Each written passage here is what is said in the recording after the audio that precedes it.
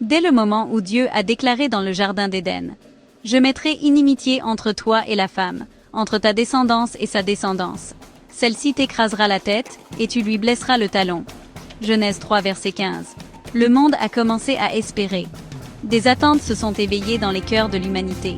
Chaque femme, chaque petite fille rêvait d'être celle choisie pour donner naissance au Sauveur promis, celui qui accomplirait le glorieux plan de rédemption de Dieu. Pendant des siècles, l'espoir d'un libérateur à venir a perduré. Les anges attendaient avec impatience cet événement. Moïse a déclaré « L'Éternel, ton Dieu, suscitera pour toi, du milieu de tes frères, un prophète comme moi. » Deutéronome 18 verset 15.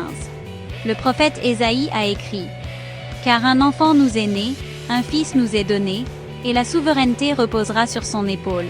On l'appellera admirable, conseiller, Dieu puissant, Père éternel, Prince de la paix. » Ésaïe 9, verset 6. Michée a révélé le lieu de naissance du Sauveur. Et toi, Bethléem Ephrata, petite entre les milliers de Juda, de toi sortira pour moi celui qui dominera sur Israël.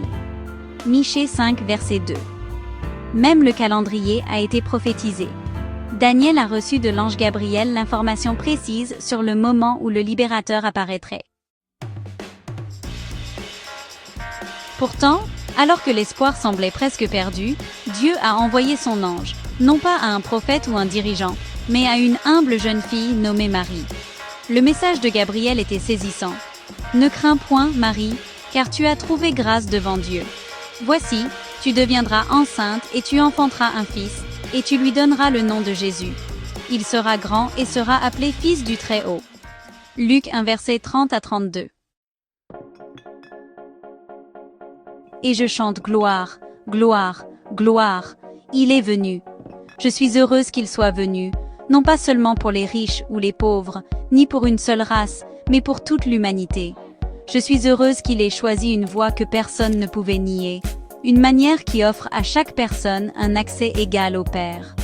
Quand je réfléchis à sa venue, au fait que le Fils de Dieu est descendu du ciel, laissant derrière lui sa gloire, prenant la condition d'esclave, en devenant semblable aux hommes, Philippiens 2:7, pour vivre parmi nous, je suis émerveillée. Il a choisi les conditions les plus déplorables, non pour lui-même, mais pour nous, parce qu'il nous aime, parce qu'il voulait ouvrir une voie pour toi et moi, afin que nous soyons réconciliés avec Dieu le Père. Aujourd'hui, je veux dire à tous, je suis reconnaissante que Jésus soit venu pour chacun de nous. Son amour transcende la richesse, la race, la nationalité et le statut social. Je suis reconnaissante qu'il soit venu avec une invitation simple. Venez à moi, vous tous qui êtes fatigués et chargés, et je vous donnerai du repos. Matthieu 11, 28. Alors que nous célébrons la merveille de la naissance de Jésus, célébrons aussi notre renaissance à la vie éternelle. Sa naissance a marqué le début d'un voyage qui a conduit à notre salut. Faisons de cette célébration bien plus qu'une simple tradition.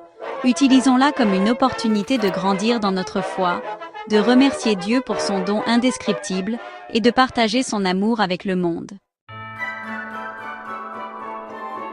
Joyeux Noël à vous et à vos proches.